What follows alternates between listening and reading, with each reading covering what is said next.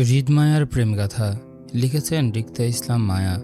আজকে থাকছে উপন্যাসটির ৭৪তম পর্ব। উপন্যাস পাঠে আছি আমি তারিফ। খান বাড়ি জুড়ে এখন উৎসবের আবহ। নিহাল খানের বিশাল জয়। ভোটের ফলাফল ঘোষণার পর থেকেই গোটা এলাকায় যেন আনন্দের ঢেউ লেগেছে। পাড়ায় পাড়ায় বাজছে বিজয়ের গান, চলছে মিষ্টি মুখ, আর সবার মুখে একটাই নাম, নিহাল খান। এই উৎসবের মাঝেই হৃদের উপস্থিতি। গত দুদিন ধরে বাবার নির্বাচনের ব্যস্ততায় সে বাড়ি ফিরতে পারেনি, আর না মায়ের সঙ্গে কথা বলেছে। এই জনাকীর্ণ কোলাহলে হৃদের একটাই লক্ষ্য ছিল, সব কিছু যেন সুষ্ঠু হয়। হলোও তাই। হৃদের দৃঢ়তার ফলে সুষ্ঠু নির্বাচন এবং বিশাল জয়ের মাধ্যমে নিহাল খান রাজনৈতিক ময়দানে নিজের অবস্থান আরও দৃঢ় করলেন। জয়ের উল্লাসের দিন শেষে ধরণীতে রাত নামতেই খানবাড়ির পুরুষদের একে একে ক্লান্তিতে বাড়ি ফিরতে দেখা গেল। রাত তখন প্রায় মধ্যাহ্নে। হৃদকে তখনও বাড়ি ফিরতে দেখা গেল না। খানবাড়ির উৎসবের কোলাহল তখনও পুরোপুরি থামেনি। নিহাল খানের বিপুল জয়ের রেশ কাটতে না কাটতেই পরদিন তার শপথ গ্রহণের বার্তা শোনা গেল। খুব স্বাভাবিকভাবেই শপথ পাঠের জন্য ওনাকে ঢাকা যেতে হবে। কিন্তু এই আনন্দের মাঝেও সুফিয়া খান ভাবাবেগহীন। ওনার রাজনৈতিক মহল পছন্দ নয়। সেই ১৫ বছর আগে নিহাল খান সুফিয়া খানকে ছেড়ে রাজনৈতিক জগৎকে বেছে নিয়েছিলেন বলেই তিনি আত্মসম্মান নিয়ে এক কাপড়ে স্বামীর ঘর ছেড়েছিলেন। আজও নিহাল খান সেই পথেই হাঁটছেন। নিহাল খানের জয়ের উল্লাস সাক্ষী দেয় যে সুফিয়া খান আরও একবার নিহাল খানের রাজনীতির কাছে হেরে গেছেন। যদিও নিহাল খান আজকাল প্রকাশ করছেন যে তিনি সুফিয়া খানকে সঙ্গী হিসেবে চাইছেন, তবুও সুফিয়া খানের গুরুত্ব নিহাল খানের জীবনে তার রাজনীতির পরেই আসে। যেখানে সুফিয়া খান স্ত্রী হিসেবে স্বামীর প্রায়োরিটি লিস্টে প্রথমে নন, সেখানে সুফিয়া খানের খানবাড়িতে নিহাল খানের জীবনে থাকাটা মূল্যহীন। ব্যক্তিত্ব সম্পন্ন সুফিয়া খান আজও নিহাল খানের জয়ের নীরব দর্শক হলেন। জয় শেষে তিনি এবার নিজের নিড়ে ফিরতে চাইলেন। ১৫ বছর আগে তিনি যেমন এক কাপড়ে এই খানবাড়ি ত্যাগ করেছিলেন, আজও তিনি সেই একই নীরব বিদ্রোহ নিয়ে এই বাড়ি ছাড়তে প্রস্তুত হলেন। কিন্তু বিপত্তি ঘটল মায়াকে নিয়ে। সকাল থেকে রাতভর মায়াকে সুফিয়া খানের পিছন পিছন ঘুরঘুর করতে দেখা যায় সার্বক্ষণিক। সে ইতোমধ্যে খানবাড়ির সদস্যদের মাঝে শাশুড়ির নেওয়াটা পুত্রবধূ হিসেবে বেশ খ্যাতি লাভ করেছে। তবে শ্বশুরের জয়ের উল্লাসে বিবাহিত মায়া তখনও সুফিয়া খানের বাড়ি ত্যাগ করার মনোভাব ঠাহর করতে পারেনি। সুফিয়া খান যখন রাতের মধ্যভাগে খানবাড়ি ছাড়তে প্রস্তুত হলেন, তখনই মায়ার টনক নড়ল। মুহূর্তে হইচই করে কেঁদে কেটে সুফিয়া খানকে জাপটে ধরতে একে একে সকলের মধ্যে সুফিয়া খানের বাড়ি ছাড়ার বিষয়টি নিয়ে হইচই পড়ে গেল। উল্লাসে মেতে থাকা পরিবেশ মুহূর্তে বিষাদে পরিণত হলো। খানবাড়িবর্তী মানুষ সুফিয়া খানকে ঘিরে উঠে দাঁড়ালো। সকলের একই বক্তব্য, সুফিয়া খানকে থেকে যাওয়ার জন্য আহাজারি করে। হেনা খান, আরাব খান, মায়া সহ সকলে পথ আটকে দাঁড়াতেই শক্ত সুফিয়া খান বিরক্তির কপাল কুঁচকালো। মায়া তখনও ওনাকে জাপটে ধরে কাঁদছে, যেতে দেবে না বলে। এই ব্যাপারটায় তিনি বেশ অতিষ্ঠ। ওনার পিছু পিছু মায়া সার্বক্ষণিক ঘুরঘুর না করলেও হয়তো এতক্ষণে তিনি নিশ্চুপে চলে যেতে পারতেন। মায়ের জন্য সকলের দৃষ্টিতে ভিড়ল। সবচেয়ে বড় কথা হলো, ওনার বয়োজ্যেষ্ঠ শ্বশুর শাশুড়িও সুফিয়া খানের পথ আটকে দাঁড়িয়ে আছে। বিরক্তির সুফিয়া খান নিজের আশেপাশে সকলের ভিড় দেখে মায়াকে খানিকটা ধমকে সুরে বলল, মায়া ছাড়ো, লেট হচ্ছে আমার। সুফিয়া খানের শক্ত গলায় মায়া ঢুকরে কেঁদে উঠে বলল, প্লিজ আম্মু, আমাদের ছেড়ে যাবেন না। আমরা সবাই আপনাকে ভীষণ ভালোবাসি, প্লিজ আমাদের সঙ্গে থেকে যান আম্মু। মায়ের কথায় সুফিয়া খান উপস্থিত সকলের দিকে এক পলক দৃষ্টি বোলালো। সকলে কেমন অসহায় দৃষ্টিতে সুফিয়া খানের দিকে তাকিয়ে। ব্যাপারটায় তিনি বেশ অস্বস্তি বোধ করতেই মায়াকে তিনি আগের ন্যায় শক্ত গলায় বলল, আমি বিরক্ত হচ্ছি মায়া, ছাড়ো। সুফিয়া খানের কথায় মায়া হাতের বাঁধন আরও দৃঢ় করল। শক্ত করে জড়িয়ে ধরে বলল, আমি ছাড়ব না আম্মু, আপনি বিরক্ত হলেও ছাড়ব না। আপনিহীনা গোটা খানবাড়ি শূন্য। প্লিজ আম্মু, আমাদের ছেড়ে যাবেন না। মায়ার কথায় খানবাড়ির সকলে সম্মতি জানালো।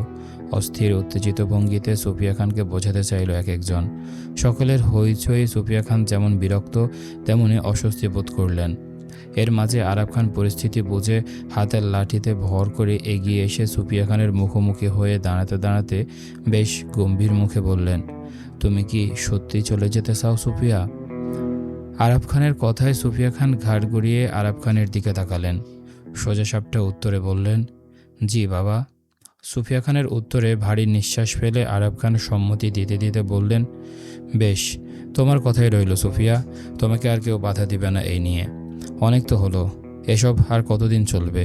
তুমি বা নিহাল, তোমরা কেউ ছোট নও। তোমাদের ছেলেরা বড় হয়েছে, তাদের বিয়ে দিয়ে ঘরে বউ এনেছো, তারপরেও তোমাদের মনোমালিন্য শেষ হলো না। আমরা বুড়ো মানুষ, আজ বাদে কাল মারা যাব। আমাদের চিন্তা তোমাদের করতে হবে না। মানুষ বুড়ো হয়ে গেলে তাদের দাম এমনিই থাকে না। তোমাদের স্বামী স্ত্রীর কাছেও আমাদের গুরুত্ব কখনোই ছিল না। তোমরা শুরু থেকে তাই করেছো যেটা তোমাদের মন চেয়েছে। দীর্ঘ 15 বছর তোমাদের দুজনের পিছনে ছুটতে ছুটতে আজ আমরা ক্লান্ত। শেষ বয়সে এসে এবার আমরাও শান্তিতে মরতে চাই। তুমি যেহেতু খানবাড়িতে থাকতে চাইছো না, তাহলে আমাদেরও তোমার সাথে নিয়ে যাও। গোটা 15 বছর তোমাকে ছাড়া নিহালের সঙ্গে কাটালাম, বাকি যে কদিন বাঁচব সেটা তোমার সঙ্গে কাটাবো ভাগাভাগি করে। আমি আর তোমার শাশুড়ি দুজনই আজ তোমার সাথে খানবাড়ি ছাড়বো এক কাপড়ে। চলো। আরাব খানের কথায় তৎক্ষণাৎ হেনা খান সম্মতি দিলেন সুফিয়া খানের সঙ্গে যাবেন বলে। এর মাঝে মায়া সাহস পেয়ে হইচই করে ভেজা চোখে বলল সেও যাবে। মায়ার কথার মাঝে গোটা খানবাড়ির সদস্যরা হইচই করে উঠল সুফিয়া খানের সঙ্গে যাবেন বলে। আরাব খানের 2 কন্যা, তাদের ছেলে মেয়ে সবাই একত্রে সম্মতি দিতে সুফিয়া খান সকলের দিকে তাকালেন। আজ ওনাকে আটকাতে পুরো খানবাড়ি দাঁড়িয়ে। সকলে খানবাড়ি ছাড়তে প্রস্তুত, অথচ সুফিয়া খানকে নয়। ঠিক যেভাবে নিহাল খান সুফিয়া খানকে 15 বছর আগে ছাড়তে প্রস্তুত ছিল, কিন্তু রাজনীতি নয়। শক্ত সুফিয়া খান নিজের কথায় অটল থেকে আরাব খানের উদ্দেশ্যে বলল, আপনার আমার সাথে যেতে চাইলে যেতে পারেন, এতে আমার কোনো সমস্যা নাই বাবা, কিন্তু তারপরেও আমার পক্ষে খানবাড়িতে থাকা সম্ভব নয়। সুফিয়া খানের কণ্ঠে স্পষ্ট বিরক্তি। হৃদের অনুরোধে তিনি নির্বাচন পর্যন্ত খানবাড়িতে ছিলেন, কিন্তু এখন নির্বাচন শেষ, ওনার এখানে থাকার আর কোনো কারণ নেই। যে প্রেক্ষিতে তিনি চট্টগ্রামে ছুটে এসেছিলেন সেটি সম্পূর্ণ মিথ্যা ছিল। মায়া আর রাদীপের সাজানো মিথ্যা নাটক তিনি আরও অনেক আগে ধরে ফেলেছিলেন। তখনই তিনি চলে যেতেন, কিন্তু হৃদের অনুরোধে নির্বাচন শেষ না হওয়া পর্যন্ত রয়ে গেছেন। সুফিয়া খান যখন আরও কিছু বলবেন তার আগে শোনা গেল নিহাল খানের ক্লান্তিময় কণ্ঠ, ঠিক আছে সুফিয়া, তুমি থাকতে না চাইলে কোনো সমস্যা নেই। পুরো খান পরিবারের জায়গা যখন তোমার ঘরে হবে, তখন আমার একা মানুষের জায়গাও তোমার বাড়িতে হবে। তুমি থাকতে না চাইলে আমরা সবাই তোমার বাড়িতে গিয়ে থাকবো, তারপরেও তোমার সঙ্গেই থাকবো। নিহাল খানের হঠাৎ কথায় সকলে ঘাড় ঘুরিয়ে তাকালো দরজার দিকে। সেখানে নিহাল খানের সঙ্গে আয়ন, রাদীপ দুজনই দাঁড়িয়ে থমথমে মুখে নিহাল খানের দিকে চেয়ে আছে। এই অসময়ে নিহাল খান এমন কথা বলবে কারো ধারণাতে ছিল না, সকলেই হতবাক। কিন্তু তীক্ষ্ণ সুফিয়া খান কপাল কুঁচকে তাকালো নিহাল খানের দিকে। এর মাঝে নিহাল খান এগিয়ে এসে সকলের সঙ্গে দাঁড়ালেন। তিনিও সুফিয়া খানের সঙ্গে খানবাড়ি ছাড়বেন বলে। পরিস্থিতি যখন বেশ থমথমে, তখনই খানবাড়িতে প্রবেশ করল হৃদ। গম্ভীর হৃদের বিগত 2 দিনের ছোটাছুটি আর মাথা ব্যথায় চোখ দুটো রক্তিম হয়ে আছে। এর মাঝে মা বাবার সঙ্গে পারিবারিক কলহের বিষয়টি তার কানে এসেছে। মূলত এজন্যই তার এখন বাড়ি ফেরা। হৃদ এক পলক মায়ের দিকে তাকালো। সুফিয়া খানকে জড়িয়ে মায়া হৃদের দিকে তাকিয়ে আছে। হৃদের তাকানোতে খুব স্বাভাবিকভাবে চোখাচোখি হলো দুজনের। ক্লান্তিময় মুখ আর রক্তিম চোখে হৃদকে বেশ অন্যরকম দেখালো। হৃদের অসুস্থতা তার চোখে মুখে প্রকাশ পাচ্ছে। হৃদ মায়ের মুখ থেকে দৃষ্টি সরিয়ে সুফিয়া খানের দিকে তাকাতেই আবারও চোখাচোখি হলো মায়ের তীক্ষ্ণ দৃষ্টির সঙ্গে। হৃদের অসুস্থতার বিষয়টি চট করে সুফিয়া খান বুঝে গেলেন। হৃদ শান্ত গলায় সুফিয়া খানের উদ্দেশ্যে বলতে লাগলো, শেষ একটা সুযোগ সবাই ডিজার্ভ করে আম্মু। সব সময় সব জায়গায় আত্মসম্মান বজায় রাখতে নেই। আপনজনদের কাছে আত্মসম্মান নয়, ভালোবাসা রাখতে হয়। এটা তোমার দেওয়া একটা শিক্ষা। আজ বাবার পাশে কেউ নেই, সবাই বাবাকে একা করে তোমার সম্মানে পুরো খান পরিবার দাঁড়িয়ে। আমার মনে হয় এবার তোমার তাদের শেষ একটা সুযোগ দেওয়া উচিত। পুরো খান পরিবার নিশ্চুপ দাঁড়িয়ে হৃদের কথায় নীরব সম্মতি জানালো। সুফিয়া খান নিজেও নিশ্চুপ। হৃদ কিছু বললে যে সুফিয়া খান শুনবেন সেটা সবাই জানে, সেজন্য সকলে চুপ থেকে হৃদকে বলার সুযোগ দিল। হৃদ পুনরায় একইভাবে বলল, আমার জীবনে দেখা উত্তম নারী তুমি। তোমার হাত ধরে অনেক কিছু শিখেছি। একটা পরিবার, সংসার কিভাবে সামলাতে হয় সেটা তোমার থেকে ভালো এখানে কেউ জানবে না। এসব পারিবারিক কলহ আর ভালো লাগছে না আম্মু। তোমাদের বিচ্ছেদের ভাঙন আমরা দুই ভাই গোটা 15 বছর পার করেছি। এবার না হয় শেষটা সুন্দর হোক। নিজের জন্য না হয় আমাদের জন্য থেকে যাও। দ্বিতীয়বার তোমার অযত্ন কেউ করবে না, ভরসা রাখো। হৃদের কথায় সুফিয়া খানের মাঝে নমনীয়তা দেখা গেল। হৃদ কখনো এমন নরম সুরে ওনার সাথে কোনো কিছু নিয়েই আবদার করেনি। বাবা মার বিচ্ছেদ নিয়েও কখনো কথা বলেনি। এই প্রথম হৃদ কিছু বলল বাবা মার বিচ্ছেদ নিয়ে। সুফিয়া খান কি নিজের জেদ বজায় রাখতে গিয়ে ওনার সন্তানদের কষ্ট দিয়েছিলেন এতকাল? এজন্যই রাদীপ বারবার আবদার করত বাবা মার কাছে একত্রে হয়ে যাওয়ার। সুফিয়া খান নিজের ব্যক্তিগত জীবন আলোচনা করতে না চেয়ে সরাসরি হৃদের অসুস্থতা সম্পর্কে জানতে চেয়ে বলল, তুমি কি অসুস্থ হৃদ? হৃদ বুঝতে পারল সুফিয়া খান হৃদের কথা মেনে তিনি খান বাড়ি ছেড়ে যাবেন না। তাই হৃদ ও মায়ের কথা সম্মতি দিয়ে অল্প উত্তরে বলল, একটু। সুফিয়া খানের কঠিন মুখটা অবশেষে নরম হলো। এতক্ষণ যে সুফিয়া খান ছিলেন দৃঢ় প্রতিজ্ঞ, অনমনীয়, সেই নারী যেন নিমেষে বদলে গেলেন। হৃদের কপালের শিরাগুলো স্পষ্ট দেখা যাচ্ছিল, চোখের কোণে ক্লান্তি আর লালচে আভা। একজন মা সবসময় সন্তানের মন পড়তে পারে, তাই তিনি মায়ের উদ্দেশ্যে বললেন, হৃদকে নিয়ে রুমে যাও মায়া। মায়া ততক্ষণে সুফিয়া খানকে ছেড়ে পাশে সরে দাঁড়িয়েছিল। হৃদের অসুস্থতা মায়ের চোখেও পড়েছে। মায়া ব্যাপারটা নর্মাল মনে করলেও হৃদের অসুস্থতার বিষয়টি ছিল জটিল। হৃদের মাথায় পরপর 2টো সার্জারি হয়েছিল অ্যাক্সিডেন্টের ফলে। তার নিয়মিত মেডিসিন চলে। চেকআপের জন্য লন্ডন যাওয়ার কথা ছিল, কিন্তু হৃদ সেই যে জেদ করে লন্ডন থেকে বাংলাদেশে ফিরেছিল, তারপর আর লন্ডনের মাটিতে পা পড়েনি। বিগত কয়েকদিনের ব্যস্ততায় হৃদের মেডিসিন নেওয়া হলো না। এতে করে হৃদের ব্রেনে চাপ অনুভব হতেই হৃদ ক্রমাগত অসুস্থ অনুভব করছে। হৃদ আর কথা না বাড়িয়ে চুপচাপ রুমের দিকে হাঁটতে মায়াও পিছন পিছন গেল। ঘরে ফিরে হৃদ সোজা ওয়াশরুমে ঢুকল। অল্প সময় নিয়ে গোসল করে বের হতে মায়াকে দেখল বিছানায় বসে হৃদের দিকে তাকিয়ে আছে। হৃদ তখনও কোনো কথা বলল না। মাথার শিরা ধপধপ করছে ব্যথায়। মায়ার নামিয়ে রাখা কাপড়গুলো হৃদ গায়ে না জড়িয়ে পুনরায় ফরমাল প্যান্ট শার্ট নামালো কভার থেকে। হৃদকে পরিপাটি হয়ে রেডি হতে দেখে মায়া ভাবল হৃদ আবারও বের হয়ে যাবে এই রাতে। হৃদ আয়নার সম্মুখে দাঁড়িয়ে নিজের মেডিসিন বক্স খুলে কয়েকটি ঔষধ মুখে পুরে অল্প পানি পান করতে মায়া উঠে এসে হৃদের পিছনে দাঁড়িয়ে মৃদুস্বরে জানতে চেয়ে বলল, আপনি কি অসুস্থ? এতগুলো কিসের ওষুধ খেলেন? হৃদ মায়ার কথায় উত্তর না দিয়ে পুনরায় কবাট খুলল। ড্রয়ার হতে হৃদের পাসপোর্টের সঙ্গে মায়ের পাসপোর্টও বের করতে মায়া হৃদের শরীর ঘেঁষে দাঁড়িয়ে সেদিকে তাকিয়ে দেখে বলল, এই পাসপোর্ট দিয়ে কি করবেন? আপনি কই যাবেন? মায়ার জানা ছিল না হৃদের কাছে ওর পাসপোর্ট রয়েছে। হৃদকে কথা বলতে না দেখে মায়া পুনরায় বলল, আপনি কথা বলছেন না কেন? কই যাবেন বলুন না। আপনি কি আমার সাথে রাগ করেছেন? হৃদ হাতে 2টো পাসপোর্ট নিয়ে কবাট লাগালো। হৃদের ফোনের সাথে মায়ের ফোনটি হাতে নিয়ে অপর হাতে মায়ের হাত শক্ত করে চেপে ধরতে ধরতে বলল, চলো। কথাটা বলে হৃদ মায়ের হাত টেনে বাইরের দিকে হাঁটতে মায়া আঁতকে উঠে বলল, চলো মানে? কই যাব আমরা? নিশ্চুপ হৃদ অল্প উত্তরে বলল, লন্ডনে। হৃদের কথায় মায়ের মাথা ঘুরে ওঠার মতন অবস্থা। মায়া মোটেও এই মুহূর্তে প্রস্তুত নয় দেশ ছেড়ে বিদেশে যাওয়ার মতো।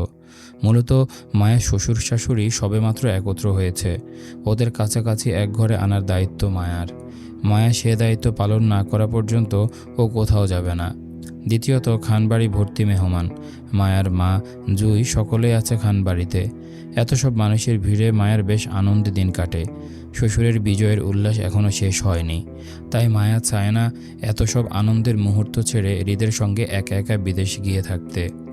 মায়া হৃদের সঙ্গে বিদেশ যাওয়ার হলে আরও কয়েকটা দিন পর যাবে প্রস্তুতি নিয়ে। বিনা প্রস্তুতিতে হুট করে এলোমেলো পোশাকে মায়া কখনোই বিদেশ যেতে চায় না। সেজন্য মায়া হৃদের থেকে নিজের হাত ছাড়াতে চেয়ে খানিকটা উত্তেজিত ভঙ্গিতে বলল, আমি কোনো লন্ডন টন্ডনে যাব না নেতা সাহেব। আপনার যাওয়ার হলে আপনি যান, আমি সবার সাথে এখানেই থাকবো, কেমন? মায়ের কথায় রাগে হৃদের চোয়াল শক্ত হতে দেখা গেল। তারপরেও হৃদ মায়াকে কিছু বলল না, বরং শক্ত হাতে মায়ের হাত টেনে নিয়ে যেতে লাগলো নিজের সাথে। মায়া যত বাধা দিচ্ছে হৃদ ততই টানছে মায়াকে। হৃদের শক্তিতে না পেরে মায়া চিৎকার করতে লাগলো হৃদের সঙ্গে যাবে না বলে। মায়ের চিৎকারে পুনরায় বসার ঘরে সকলে ভিড় জমল। হৃদের কাছে জানতে চাইল কি হয়েছে। বিরক্তির হৃদ মায়ের উপর রেগে মেগে মায়াকে কাঁধে তুলে নিতে আরাফ খান হৃদকে বাধা দিতে চাইল মায়াকে নিয়ে যেতে। তখনই রাধি পাশ থেকে আরাফ খানকে আটকে বলল, বাধা দিও না দাদাভাই, ভাই ভাবির আজ ফ্লাইট আছে, ওরা লন্ডনে যাবে। ভাবি যেতে চাচ্ছে না বলে ভাই জোর করে নিয়ে যাচ্ছে। হৃদের ফ্লাইটের বিষয়টি কানে যেতে বিস্ময়কর হলো আরাফ খান। বলল, হৃদের ফ্লাইট মানে? কবে ঠিক করলো ওরা লন্ডনে যাবে? অনেক আগেই টিকিট করা ছিল আজকের তারিখের। ওরা ফিরবে কবে? সঠিক বলতে পারছি না। আসিফ যাবে ওদের সাথে? না। আরাফ খান বুঝলেন হৃদ এবার লম্বা ছুটিতে দেশ ছাড়ছে। তিনি লাঠিতে ভর করে খানবাড়ির বাইরে এগিয়ে যেতেই দেখতে পেল বাগানে দাঁড়িয়ে থাকা হেলিকপ্টারে হৃদ এক প্রকার মায়াকে ছুঁড়ে ভিতরে ফেলতে ফেলতে সে উঠে বসল।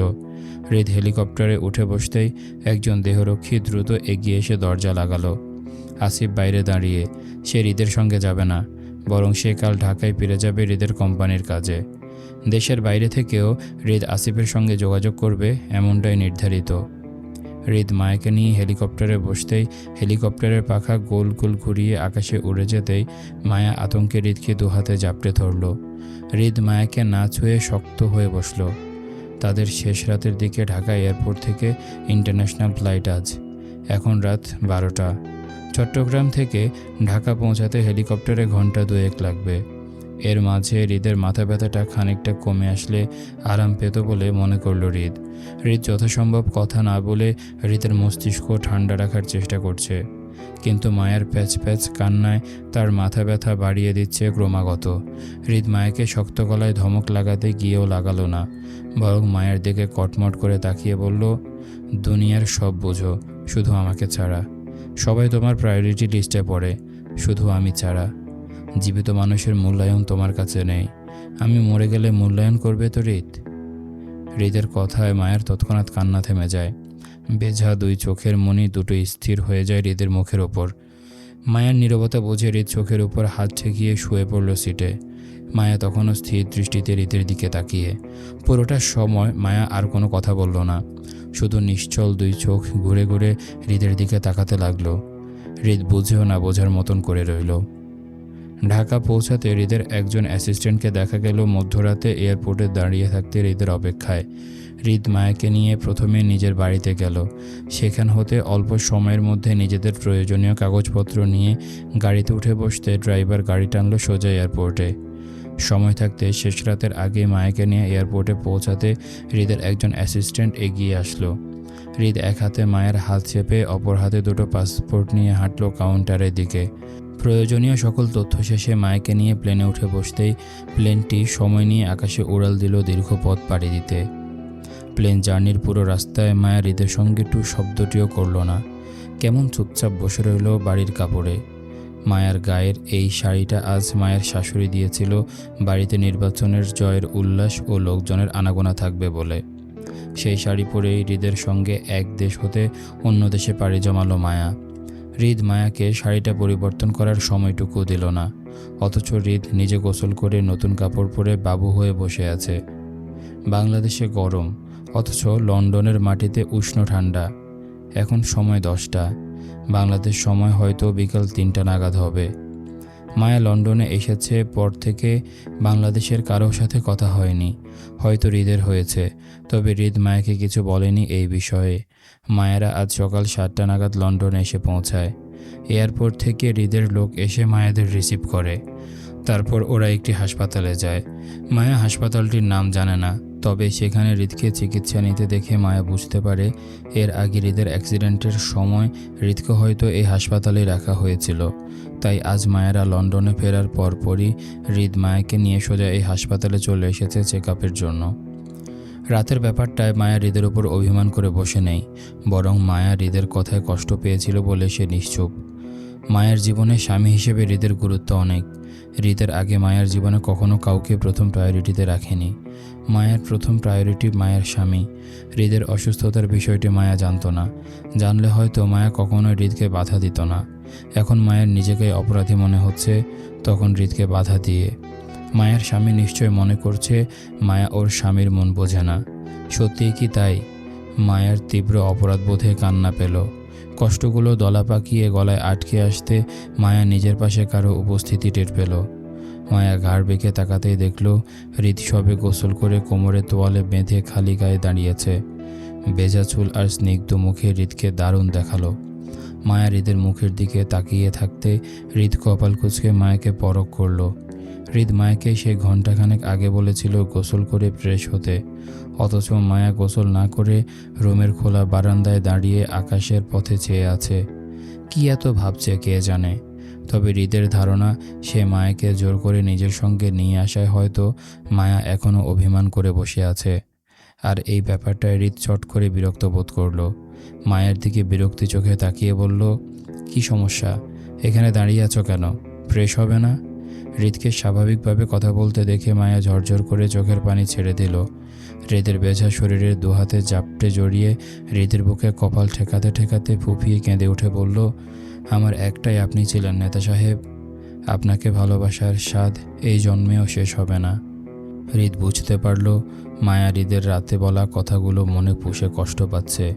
হৃদ মায়াকে দুহাতে জড়িয়ে নিতে নিতে বলল, তাই? এই ছিল আজকের পর্ব। কেমন লেগেছে তোমাদের কমেন্ট করে জানাও। দেখা হচ্ছে পরের পর্বে। ততক্ষণ পর্যন্ত সবাই ভালো থাকো, সুস্থ থাকো। আজকের মতো আমি তারিফ এখানে বিদায় নিচ্ছি। আল্লাহ হাফেজ।